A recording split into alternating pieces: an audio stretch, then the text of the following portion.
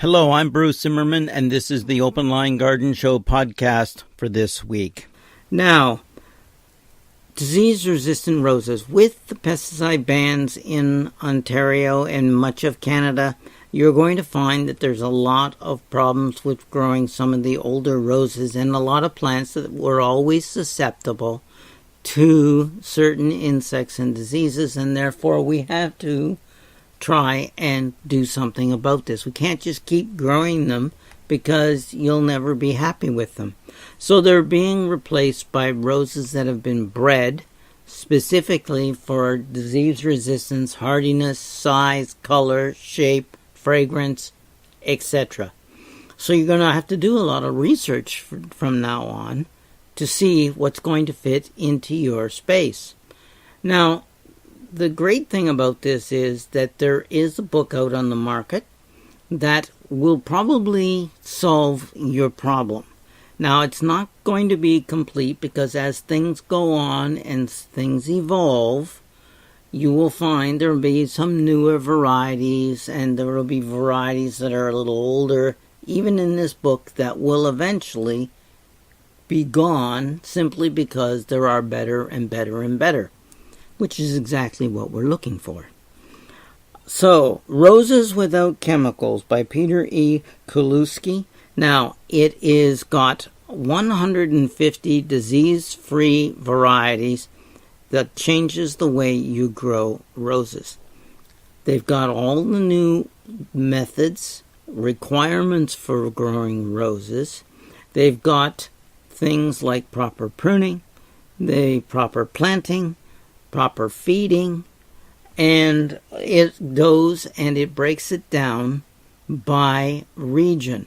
So in other words, if you live in the Northeast, it's not the same as if you were in California or even the Southwest of the United States. So what you want to do is you want to pick up a book that does give you a chance. It does indicate which roses are ADRs, which are the best disease-resistant roses that have been bred for at least the last 15 years in Europe, that have been tested in test gardens throughout Europe, in different climates, etc., and have performed. If it is rated an ADR rose from any year, then it is well worth you taking a look at. Now, there are roses that can be grown in containers. It is actually covered in this book. And the nice thing is that even though you're sort of given all the basics, it's more updated in the basics. This is a book where what happened was this is the man that really, if you think about it, was growing the roses and testing them at the Peggy Rockefeller Rose Garden, and therefore he knows what he's talking about. So, you know that, it's just not somebody doing research and going around to the gardens. He actually did and ran this garden. So, the information is great. The pictures are all accurate and to color as well. It does 150 varieties of roses that are disease resistant. Some of them are climbers, some of them are small, some of them are floribundus, some of them are grandifloras. You're going to get a wide range of different types of roses. It'll indicate to you also, if just looking at the pictures, the petal counts, the shape of the flowers, and the color, of course, being accurate, you're going to know what you're looking at. So it is always a good idea to pick up a good book, and that's exactly what this is. What he does is he goes through with each variety, and he gives you a little bit more information on it. It also covers the companion plants that attract predator insects that go after the insects that attack roses. So you know what you can plant next to your roses to attract certain types of bugs, to control certain types of bugs. Great. That can be done. It does cover some of the pesticides that are still available to you, as well as the fungicides that are still available. But these roses are all being bred so that they wouldn't actually need a lot of care, which is the other thing. But deadheading is always, from my opinion on these types of roses that I have grown over the years, they need to be deadheaded. Okay? So you have to go and make sure. The roses on this book are all rated. You've got disease resistance, flowering, fragrance, and an overall rating. And it also gives you size. Like some of them are going to be great for containers. Others are going to be big climbers, like 10, 12 feet. Or even a shrub rose that'll do up to that size as well. So you've got a lot of different roses and a lot of new information, and it's going to change the way you look and think about roses.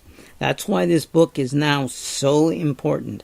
This book was the basis for the planting at the new rose garden at the Royal Botanical Gardens in Hamilton, which is a test garden for disease-resistant roses for this area. And it is only planted this year, so it's got some time to go. But they're going to continue to rate and judge the roses, and if they don't measure up, they're going to replace them with something else. You've got all different kinds of roses. They do break it down. There are David Austin English roses in here as well. And I think what you'll find is if there's a color you want, you'll find it in this book. But always remember, size matters. It's important. You don't want to go and put a climber at the front of a bed. Okay? It may look beautiful when it's young, but it's not when it's going to be 10, 12, 15 feet high. So remember what I said about an overall rating?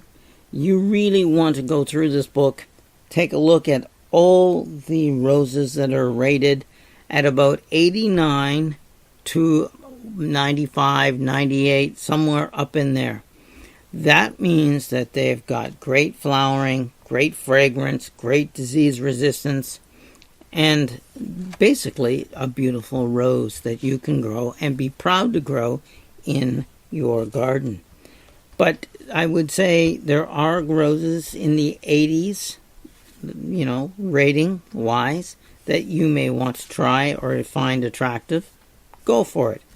But if you have a problem with diseases in your garden, make sure that you pick the toughest, most disease-resistant roses with the highest ratings, maybe 90, 95 in that range, for sure.